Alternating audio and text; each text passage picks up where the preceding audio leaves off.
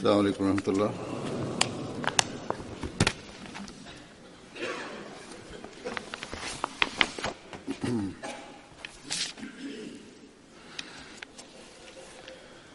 أشهد أن لا إله إلا الله وحده لا شريك له وأشهد أن محمدا عبده ورسوله أما بعد فأعوذ بالله من الشيطان الرجيم بسم الله الرحمن الرحيم الحمد لله رب العالمين الرحمن الرحيم مالك يوم الدين إياك نعبد وإياك نستعين اهدنا الصراط المستقيم صراط الذين أنعمت عليهم غير المغضوب عليهم ولا الضالين.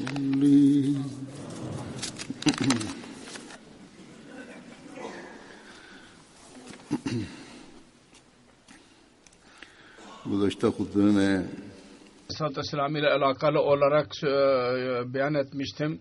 Yani Mesih Muhammed Aleyhisselam şöyle demiştir: eğer insan taassuptan arınarak, her çeşit inattan kurtularak Yüce Allah'a dua ederse, rahatsız olarak Allah-u Teala'ya namazlarda dua ederse, 40 gün geçmeyecek ki Yüce Rabbimiz ona hakkı açacak. Fakat kalbinin temiz olması, her çeşit taassuptan pak olması pek gereklidir. Yoksa şunu dahi beyan etti: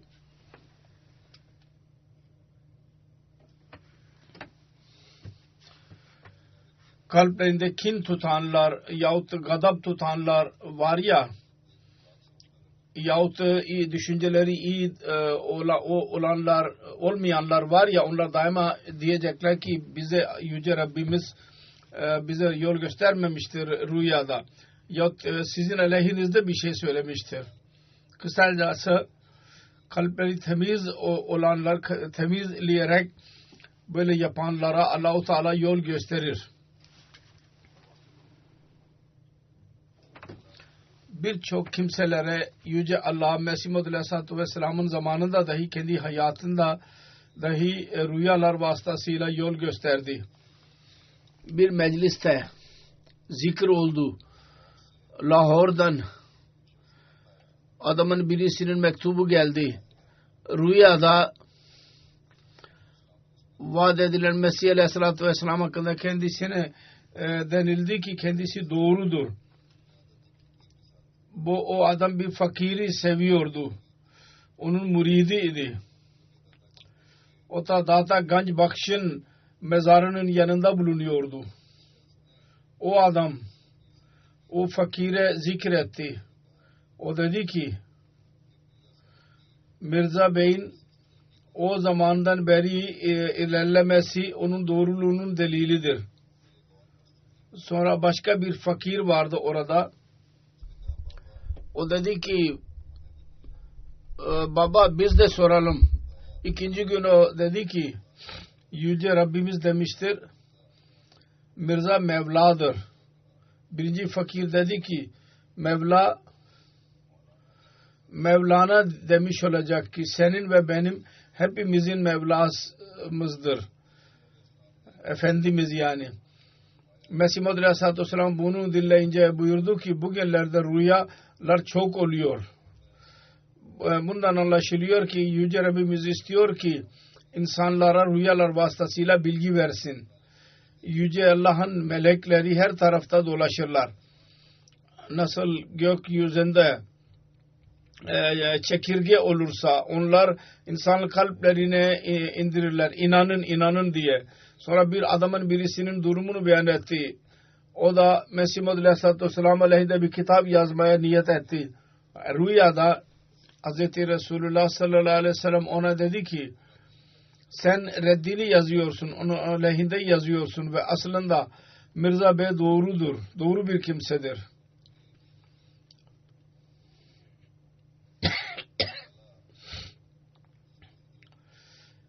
Yüce Rabbimiz fıtrat-ı said olanları doğru yoldan kötü iş yapmaktan alıkoyuyor. Kendisi muhalif idi, kendisi elinde yazmak istedi fakat belki onun bir hayrını Yüce Rabbimiz seviyordu. Onun için rüyada Allah-u Teala kendisini yasak etti rüyada bundan. Bu silsile Mesih Muhammed Aleyhisselatü Vesselam'ın zamanında başlamıştır. Bugün dahi var olmaktadır. Tabiatı iyi olanlar Allah-u Teala yol gösterir ve kendisinin aleyhinde eğilenler doğru yol bulmak için bazen bilmiyorlar fakat Allah-u Teala onlara yol gösteriyor oluyor. Mesih Muhammed Aleyhisselam gelmiştir diye. Bazı kimseler biliyorlar ve Allah'tan yol istiyorlar. Yol göstermesini Allah-u Teala onlara yol gösteriyor. Yüce Allah tarafından vaat edilen Mesih Aleyhisselatü Vesselam'ın doğruluğu hakkında yol gösterilmesinin bir olayı Mali ülkesinde olmuştur. O da Batı Afrika'nın bir ülkesidir. Orada adamın birisi oradan müballiği yazıyor. Mustafa Deyalu Bey bir rüya gördü. Cennette çok güzel bir evdedir. Evin bir tarafında su vardır. Orada bembeyaz bir adamın birisinin resmi vardır. Orada sarık giymiştir. Diyor ki rüyanın belli bir müddetten sonra bir dostunun evine gitti. Onun evinde aynı resmi gördü o zatın. Ona sordu. Denildi ki bu İmam-ı Mehdi'dir.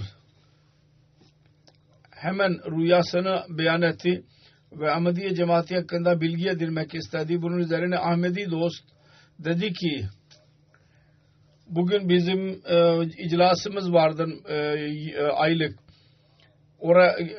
Benimle beraber gel orada müballikten her şeyi sorabilirsin. O iclasa katıldı ve iclastan sonra Ahmedi olduğunu ilan etti. Fakat hemen dedi ki ben istiyorum ki doğruluk benim bütün kardeşlerim dahi bunu kabul etsinler. Onun için ben eve gidince kardeşlerime dahi anlatacağım.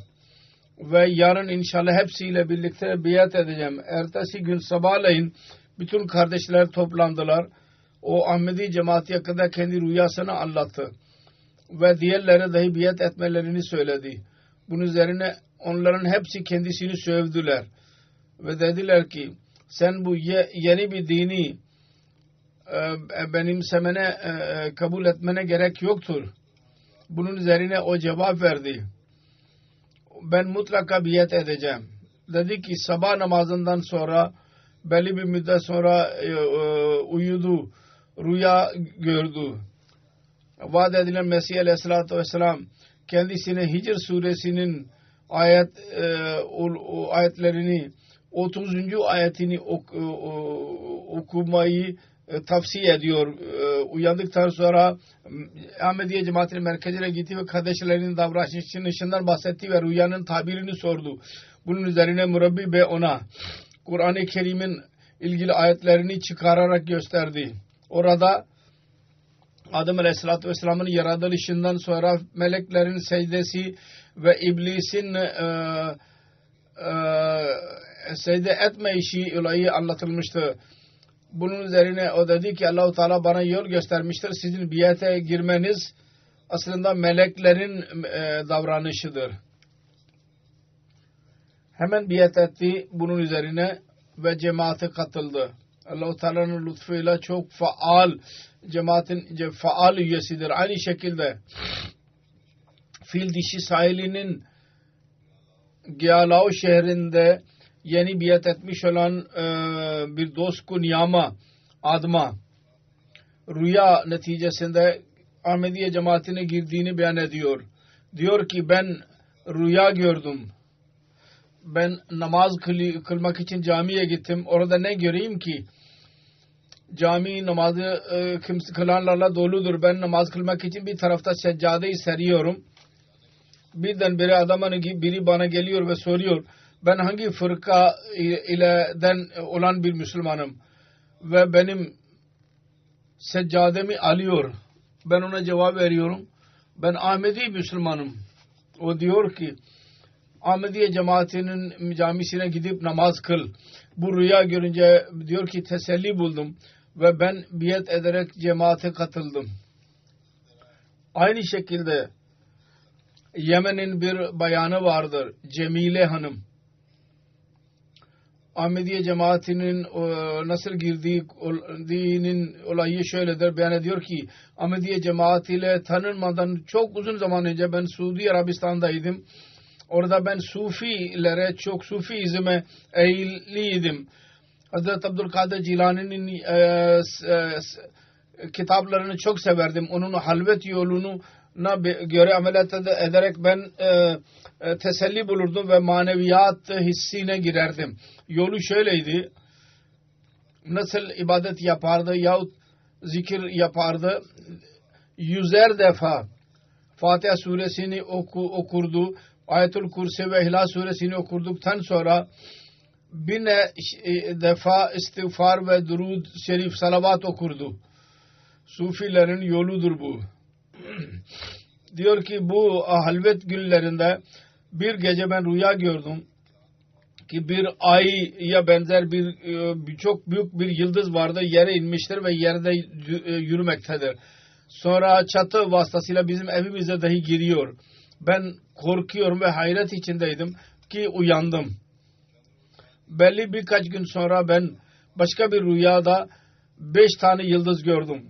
Onlar sıra halinde yerde yürüyorlardı. Fakat ilk gördüğüm yıldızdan daha küçük idi. Cemile bilmiyordu. Fakat birinci yıldız Mesih Maud Aleyhisselatü Vesselam'ı görmüş olacak ve ondan sonra 5 halifeyi görmüş olacak. Diyor ki emtiye vasıtasıyla cemaat hakkında ben öğrendim. Ben daha da öğreneyim diye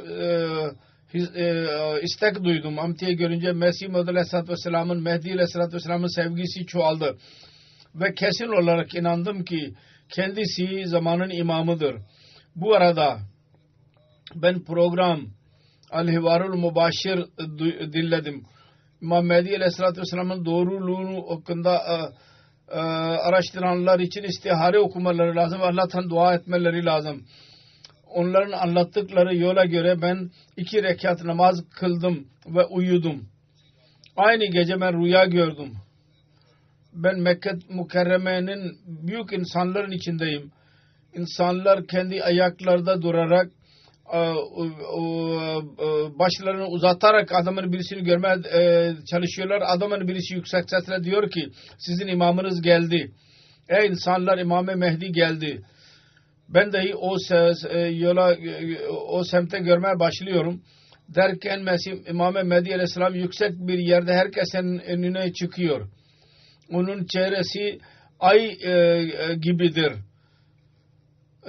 Gözlerinde hüzün vardı. Ben onu çehre-i mübareğine gördüm.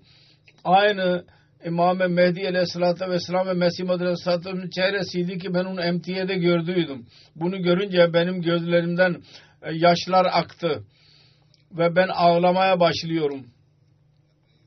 Bu rüya gördüğüm zaman benim kocam uyanık idi. Ben uyuyordum. Rüya görüyordu. Kocası uyanık idi, yanındaydı. O beni uyandırdı ve dedi ki sen çok ağlıyordun. Ben ağladım ve gözlerimde yaşlar vardı. Dedi ki bu rüyadan sonra ben inandım ki hak budur. Ki bu imam-ı zamandır. Ben bu imamın biatine girmeye karar verdim. Yemen'dendir. Yemen'deki durumunu herkes biliyor ki orada durum çok berbattır. ve deniz ve yol vasıtasıyla Suudi Arabistan kapatmıştır onları. Her çeşit yardıma dahi engel koymuştur. Masum çocuklar, kadınlar, yaşlılar yiyecek olmayışından sonra ve ilaçların olmayışından sonra ölüyorlar. Müslümanı öldürmektedir ve sebep şudur ki gelmiş olanı imamı kabul etmezler. Onun için dua edin ki onlar için Allah-u Teala durum değişsin ve hürriyet onlara nasip olsun. Allah-u Teala onlara merhamet eylesin. Bazı fıtratı iyi olanlar kalpten Ahmediye cemaatinin doğru olduğunu kabul etmelerine rağmen bazı sebeplerden dolayı biat etmiyorlar. Yüce Allah nasıl onların biat etmelerini nasip ediyor ve cemaate girmelerini onlara nasip ediyor. Bu konuda Maili'den bir muallim yazıyor. Bir dost Abdullah Cabi'nin yakın bir dostunun Ramazan'ın son aşırında öldü, onun bir dostu.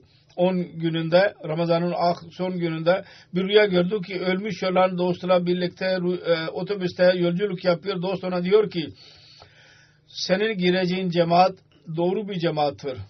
Ben de aynı cemaate giriyorum.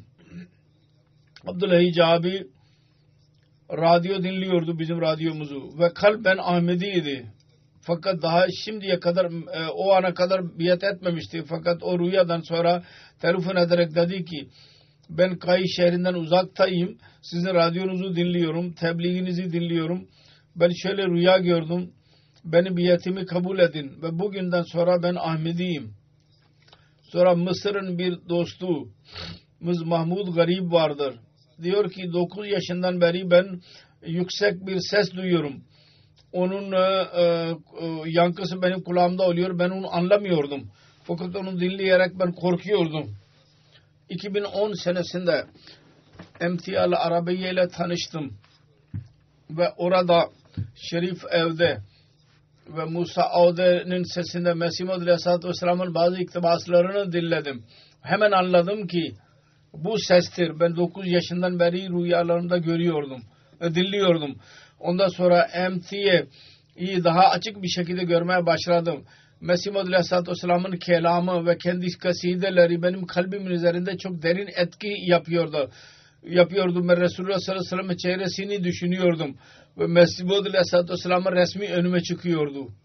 Bir gün ben MT'ye görüyordum ve Mesih Maud Aleyhisselatü Vesselam'ın resmi dahi oradaydı. Ben ona muhatap olarak dedim ki ben sana Allah adına yemin ettirerek diyorum ki sen bana söyle senin iddian doğru mudur değil midir? Ondan sonra ben işe gittim. Akşamleyin ben geri geldim ve hemen televizyonu açtım, MTA'yı açtım. Bunun üzerine Mesih Maud Aleyhisselatü Vesselam'ın iktibası okunuyordu. Ya kavme inni minallahi ve uşhedu Rabbi anni minallah. Yani ey benim kavmim, ben Allah tarafındanım ve Rabbimi şahit tutarak diyorum ki ben Allah tarafındanım. Bunu dinler dinlemez diyor ki ben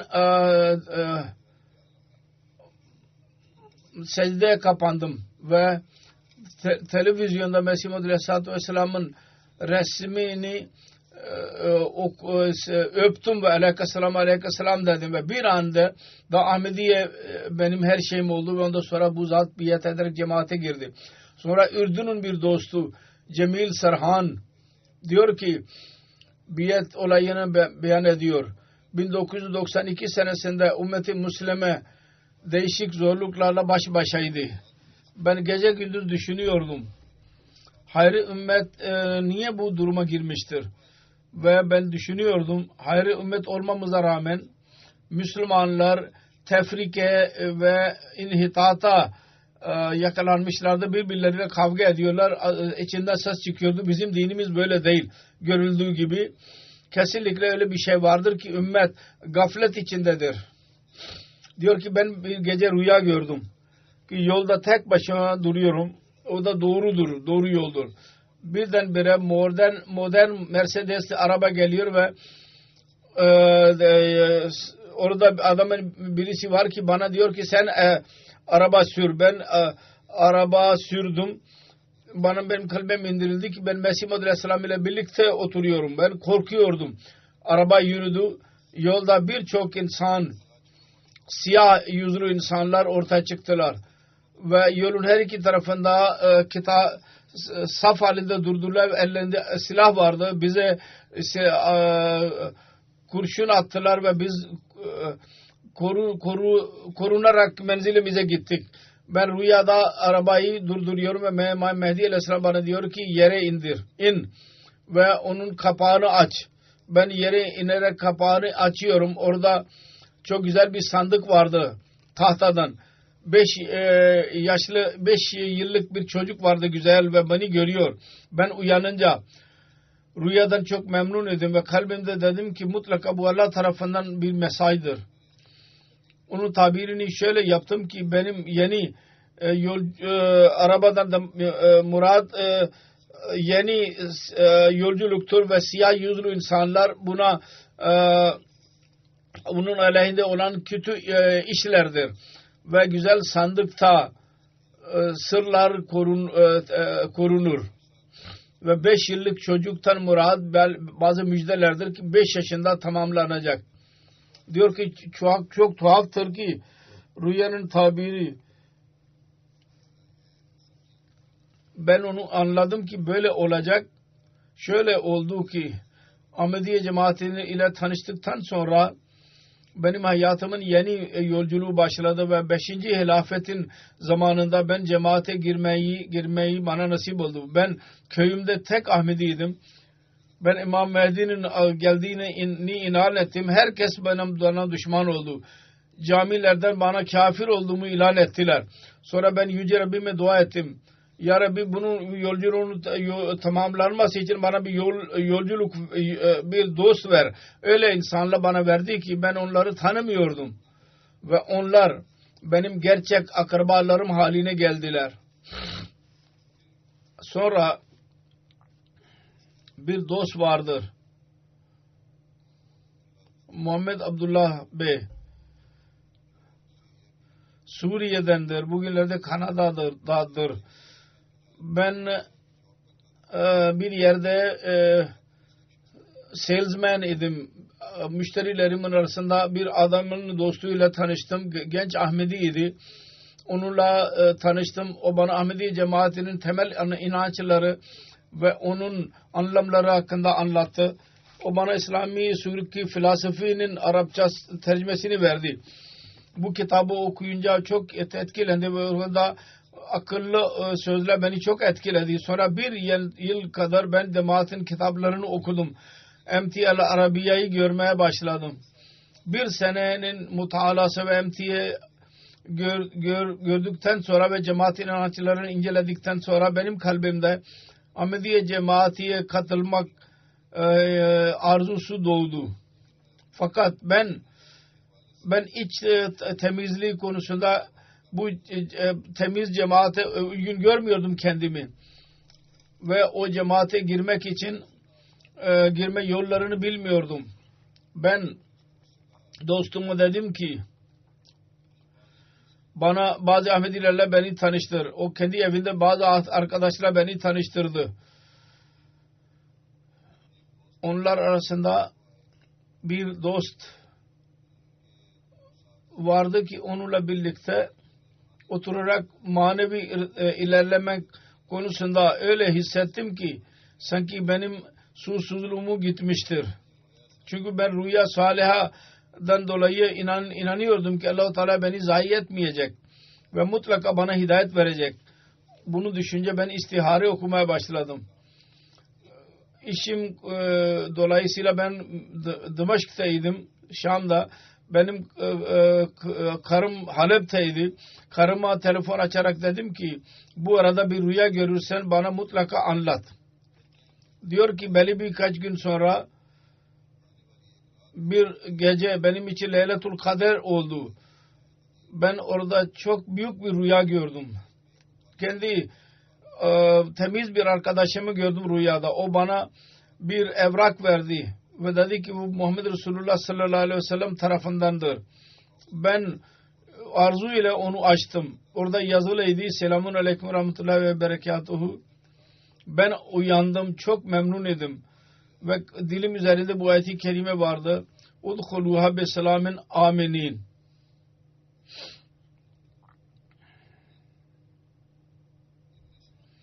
Yani selametle korkusuz olarak bunlara gir. Cemaate girmek için açık bir mesaj idi. Bu rüya gelecek İmam Mehdi ve Mesih Maud Aleyhisselatü Vesselam'ı Resulullah sallallahu aleyhi ve sellem'in selama vermemi beyan ediyordu. Fakat o zaman ben onu anlayamadım. Kısacası ben kesin biliyordum ki bu benim istiharemin cevabıdır. Ve ondan dolayı ben biat ettim. Sonra bir bayan vardır. Suriye'den. Diyor ki kendi biatinin olayını anlatarak Ahmediye cemaati hakkında bilgi edinmeden önce ben ve benim kız kardeşim bir cemaati doğru görerek ona girdik. Sonra anladık ki bu cemaat içinde şeriat aleyhinde kendi ayrı şeriat uydurmuşlardır. Bundan sonra ben Allah-u Teala ağlayarak dua ettim. Ve dedim ki ya Rabbi bana söyle bugün senin asıl dinin nerededir? Ve bugün hangi cemaati senin cemaat senden yardım alıyor? Birkaç gün dua ettikten sonra bir gece ben öyle hissettim. Sanki çok büyük bir nur beni bedenimin içine girmiştir. Bu durumu görünce diyor ki ben dualarımı daha da çoğalttım. Ve ağlayışından dolayı benim sesim çıkmıyordu.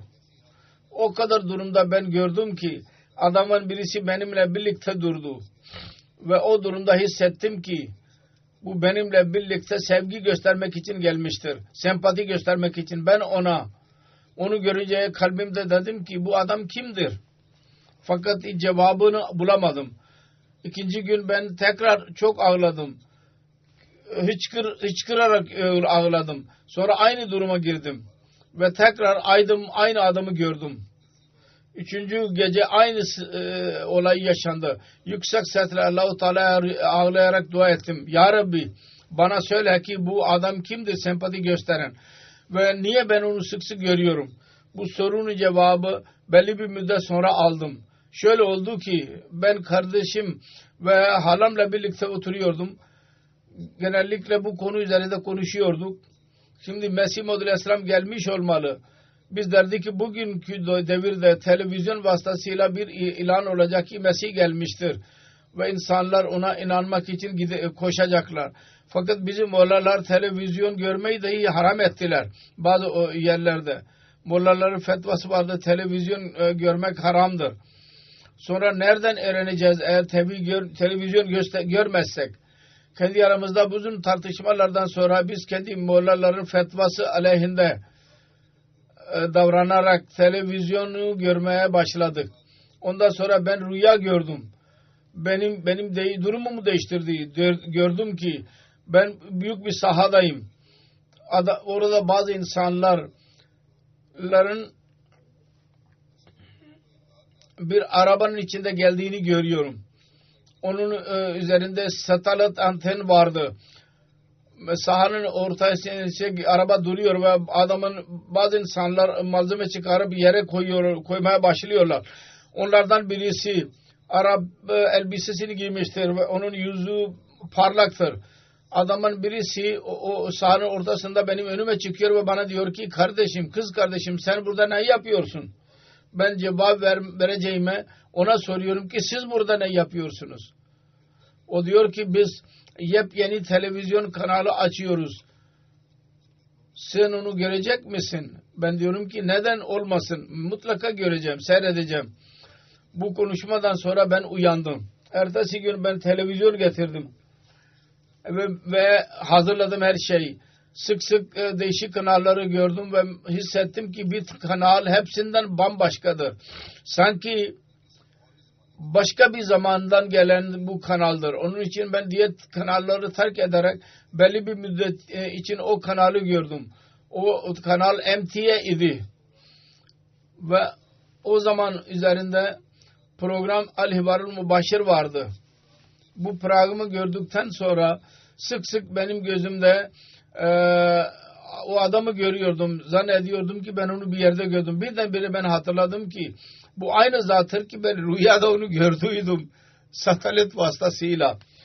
Sonra onunla birlikte onun kanalını görmeye ben ona söz verdiydim. Sözümü hatırlayarak ben onu görmeye başladım, bu kanalı. Sonra aynı kanala bağlandım. Bir gün ben alışkanlık olarak onların programını gördüm. Orada İmam Mehdi ve Mesih Maud Aleyhisselatü Vesselam'ın kelimelerini dinleyerek hemen dikkat ettim. Bir resim gördüm ekranda. Onun altında İmam Mehdi ve Mesih Maud Aleyhisselatü Vesselam kelimeleri yazılıydı. Benim tecessüsüm daha da çoğaldı. Bu arada İmam Mehdi'nin yazıları okundu. İlk yazılarının ilk cümlesi benim durumumu değiştirmek için yeterliydi. O şöyleydi. فَوَاللّٰهِ اِنِّي مِنَ اللّٰهِ آتَيْتُ وَمَفْتَرَيْتُ وَقَدْ خَابَ مَنْ اِفْتَرَى. Allah adına yemin ediyorum ki ben Allah tarafından geldim.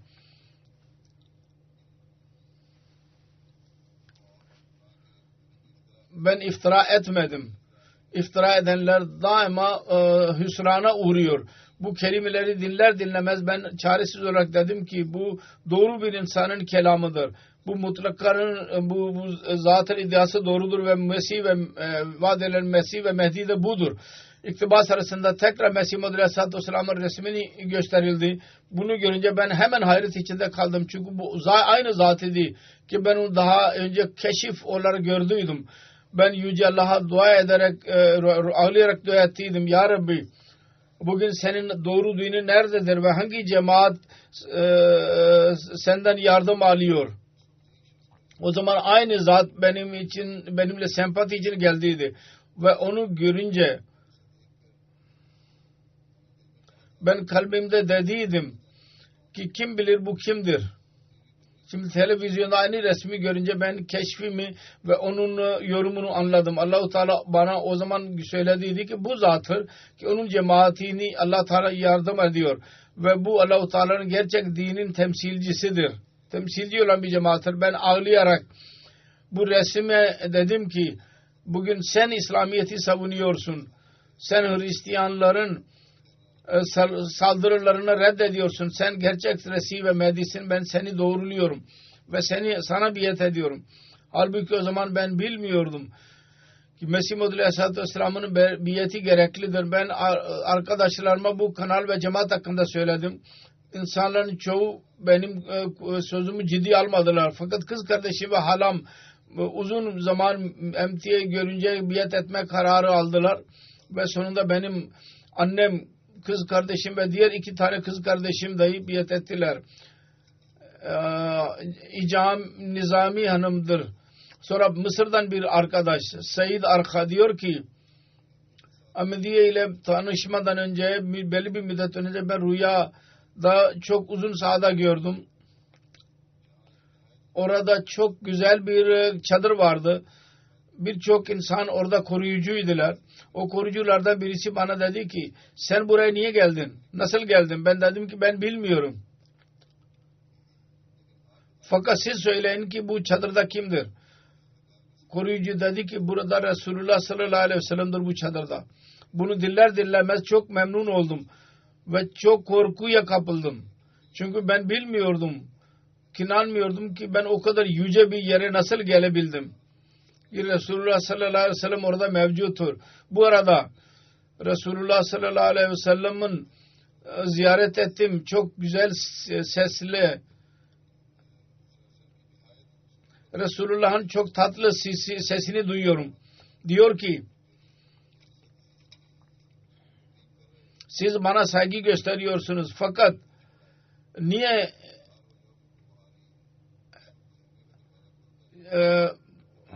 o kapı açılıyor ve Resulullah sallallahu aleyhi ve sellem dışarı çıkıyor. Bir gök yıldızı gibi şema adlı küçük bir kız dahi geliyor. Daha önce diyordu ki Şeyma'yı niye bırakıp geldiniz? Ve orada bütün koruyucular iki saf halinde Resulullah ve Şeyma'yı hoş geldiniz diyorlar. Ben o zamana kadar inanmıyordum rüyalara. Şeyma adlı kızın gelmesi de bana inanıyordu ki bu azgası ahlamdır. Boşu boşuna ben rüya gördüğüm. Sonra anladım ki o kızın rüyada olması ve daha sonraki doğruluğunun doğru olması için idi. Diyor ki ben o rüyaya dikkat etmedim. Başkasına da söylemedim. İnanmıyordum çünkü. Ve inanıyordum ki bu kızın gelmesi öyledir. Sanki boşu boşuna bir rüya görmüş gibiydim. Başkasına söylemeye gerek yoktu. Fakat aradan birkaç gün geçtiydi ki ben başka bir rüya gördüm. Eski rüyaya benziyordu çoklukla. Bir esmer renkli birisini gördüm. Sordum kimdir bu? Dediler ki bu Resulullah sallallahu aleyhi ve sellem'dir.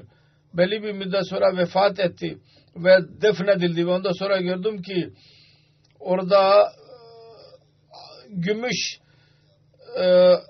vardı ve insanlar onu kendi mezarının üzerine döküyorlar. Ben ona dahi önem vermedim çünkü ben inanmıyordum rüyalara ve başkasına konuşmadım. Fakat her iki rüya bir şey üzerinde düşünmemi bana mecbur etti. O da şuydu ki ben iki rüyada Resulullah sallallahu aleyhi ve sellem'i gördüydüm. Fakat her iki rüyada görülen zatlar ayrı ayrıydı. Ben düşünüyordum Resulullah sallallahu aleyhi ve sellem'in şekli birdir. Eğer benim rüyalarım doğruysa her rüyada niye şekli değişik oluyor? Belli bir müddet sonra ben bir kitapçıda çalışıyordum, oradaydım. Kitapları ben sıraya koyuyordum ve eski mecelleleri görüyordum, gazeteleri bir yere koyuyordum. Derken bir resim gördüm bir gazetede. Bir kızın resmiydi. Küçük bir genel bir kız idi, değildi. Şeyma adlı bir kız idi ki birkaç gün önce onu rüyada gördüydüm. Okum bilgili olmayışından dolayı ben o resmin hikayesini sordum. Anladım ki bu kız bir terörist olayında ölmüştü birkaç sene önce. Ben bilgili değildim ve gazete ve televizyon seyretmiyordum. Ben bu olaydan haber almadım. Onun hakkında dahi dinlememiştim. Fakat Şeyma'nın resmini görünce ben kesin inandım ki benim birinci rüyam doğruydu. Ve bu rüyanın gelmesi bu rüyanın doğru olduğu için bir delil idi. O olaydan sonra ben kesin inandım ki birinci rüya gibi ikinci rüya dahi doğrudur kesinlikle. Fakat ben anlamıyordum. İkincisi dahi doğruysa o zaman Resulullah sallallahu aleyhi ve sellem'in değişik şekilleri ne demektir? Birkaç sene geçince bir gün televizyonda değişik ben kanalları görüyordum derken MTA'yı gördüm. Orada program Aleyhvarul Mübaşir vardı. Ve Fatih Mesih aleyhissalatü vesselamın ölümü hakkında diyordum. Ben bilgili değildim. Din bakımından dahi fazla bilgim yoktu. Onun için ben bunları hayret içinde gördüm. Belli bir müddet sonra Şerif Avda Bey bir rüyada dedi ki bir programda biz ara veriyoruz. Mesih Muhammed aleyhissalatü vesselam ve İmam Mehdi aleyhissalatü vesselamın kasidesini dinleyeceğiz. Kaside ile birlikte adamın birisinin resmini gösterdiler. Benim için bir hayretten başka bir şey değildi. Aynı zatın resmiydi o. Ki ben o ikinci rüyada gördüydüm bunu. Ve bana anlatıldı ki bu Resulullah sallallahu aleyhi ve sellem'in resmidir. Bunu aydınladıktan sonra ben başkasına bir şey söylemedim. Ve kendi karımla birlikte yasak olarak MTA'yı gördük. Bir ay sonra ben karıma sordum. Bu cemaat hakkında ne düşünüyorsun? O dedi ki bence bu cemaat doğrudur. Ondan sonra ben rüya anlattım ona. O da Mesih Muhammed aleyhissalatü vesselam'ı gördüydüm. Ve rüyada bana anlatıldıydı ki bu Resulullah'ın yani Resulullah sallallahu aleyhi ve sellem'in gerçek aşığı ve sevgilisi onun kölesidir. Onun için bazı kimseler rüya görüyorlardı. Anlamı şuydu ki kendisinin gelmesi Resulullah sallallahu aleyhi ve sellem'in ikinci gelişidir ve Resulullah aynısını beyan etmişti. Diyor ki biz 8 aya kadar emtiye görmeye başladık, seyrettik. Fakat daha biyet etmemiştik. Bir gün benim karım bana dedi ki sen biyet etmek için hazır değil misin? Ben dedim ki neden olmasın? 2 hafta sonra benim karım tekrar sordu. Sen biyet için hazır değil misin? Ben aynı cevap verdim. Neden olmasın? Ben hazırım dedik. O zaman sen eğer biyet etmek için gitmesen ben tek başıma gideceğim. Karım ile bu kesin konuşmadan sonra ben cemaat arkadaşlarıyla irtibata geçtim ve her ikimiz biyet ettik. Bazen kadınlar dahi erkekler için dahi cesaret verici oluyorlar ve gerçek hidayete sebep oluyorlar. Fil dişi sahilinden Basit ve bizi müballik yazıyor. Bir köy Kuçalu'da bize dediler ki bizim için bize gelin tebliğ yapın. Ertesi gün biz aynı köye gittik bir delegeyle birlikte. Yatsıdan sonra tebliğ programı başladı. Gece saat 10'a kadar tebliğ başladı. Ondan sonra soru cevap meclisi sabah saat 3'e kadar devam etti. Bu arada Müslüman Hristiyanların ve müşriklerin büyük bir sayısı vardı. İnsanlar zannediyorlar ki Afrika boşu boşuna inanıyorlar. 6 ay 5 ay bu silsile devam etti. Soru soruyorlar. Köyün şefi Mr. Cemande bu tebliği dinledi. Ve Allah-u Teala'nın lütfuyla o zaman 160 kişi biyet ederek cemaate girdiler. Ve bunun neticesinde diyor ki sabah saat 8'de bir şef ile görüşmek için evine gittik. Köyün ev mübayileri bizimle birlikteydiler. Şef kendi rüyasını anlattı. Bir yıl önce gördüydü 2014 senesinde. Diyor ki ben gördüm ki kendi evimin içindeyim ve iki beyaz uçak geliyor. Birisi köye gidiyor ve ikincisi ona yakın oluyor. Ve bir basamak vasıtasıyla içine giriyor. Orada insanlar vardı. Kitap görüyorlar. Kitap çok güzel bir altına dönüşüyor. Ezan sesinde uyanıyor. Diyor ki bu rüya birçok Müslüman ulemalara anlattım. Fakat hiçbirisi onun gerçek yorumunu söyleyemedi. Bir molla dedi ki Gayri Ahmedi molla bu rüyada sen altın gördüm o da güzel değil.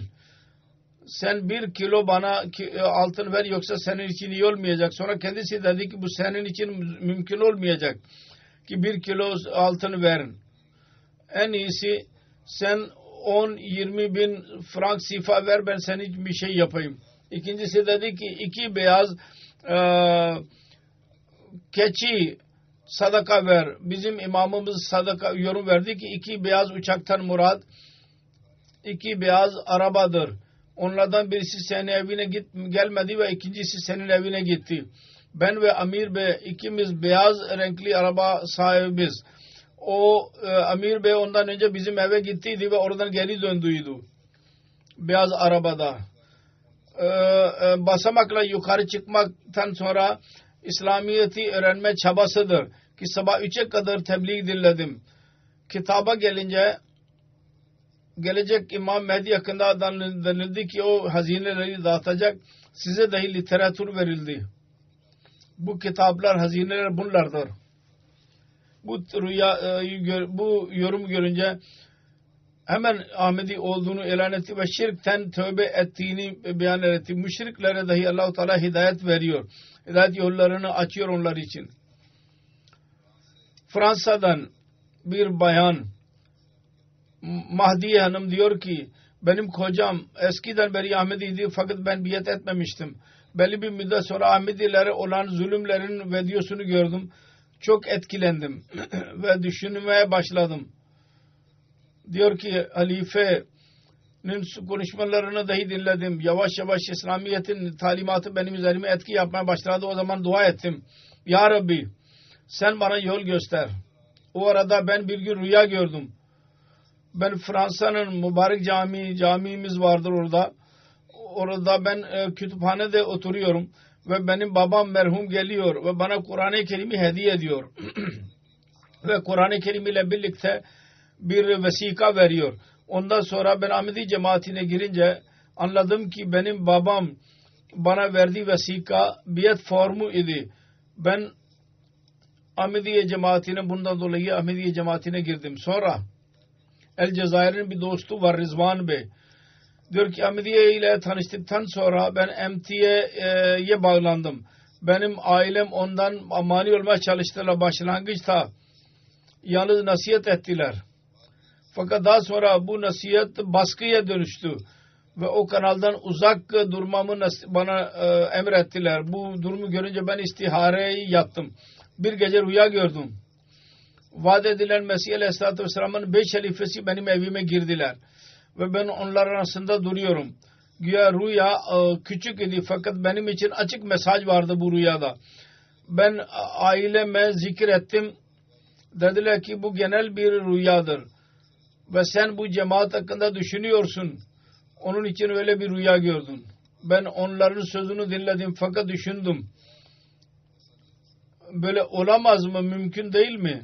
Ki ben isteyeyim, Zahid'i isteyeyim ve benim sesim üzerine Bekir gelsin. Sonra bu mümkün değil ise bu nasıl olabilir ki ben Allah-u Teala'dan doğru yol isteyeyim ve onun yolu üzerinde bir rüya göreyim ve o da şeytan tarafından olsun. Kısacası ben ahalisinin sözüne inanmadım ve 2009 senesinde biat ederek cemaate girdim. Bu birkaç olayı ben beyan ettim. Buna benzer birçok olay vardır. Allah-u Teala yeni gelenlerin imanını, onlara imanlarını kuvvetlendirsin, ihlaslarını çoğaltsın ve daha önce biz Ahmedilerin her birimize ihlas ve imanımızı Allah-u Teala daha da kuvvetlendirsin. Amin.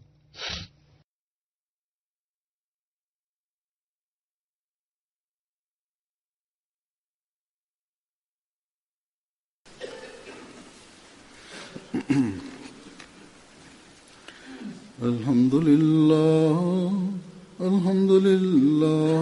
nahmaduhu ve nestainuhu ve nestağfiruhu ve nu'minu bihi ve netevekkalu aleyh